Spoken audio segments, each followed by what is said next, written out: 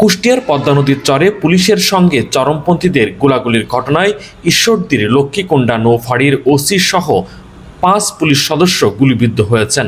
মঙ্গলবার রাত আনুমানিক 2টার দিকে কুষ্টিয়া সদর উপজেলার হরিপুর ইউনিয়নের চর ভবানীপুর এলাকায় এ ঘটনা ঘটে। আহতরা হলেন নৌফাঁড়ির ওসি খন্দকার শফিকুল ইসলাম, এনামুল হক, শাইনুর হক, নাজমুল হাসান ও মানিক মিয়া।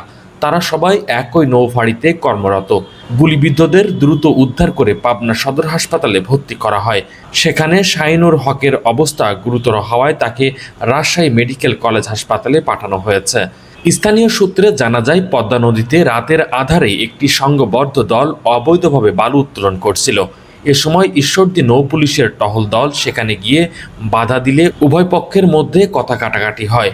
এক পর্যায়ে তা সংঘর্ষে রূপ নেয় এবং শুরু হয় গোলাগুলি। এতে পুলিশ সদস্যরা আহত হন। প্রত্যক্ষদর্শীরা জানান, ঘটনাস্থলে 20 থেকে 25 জনের একটি সশস্ত্র চক্র ছিল।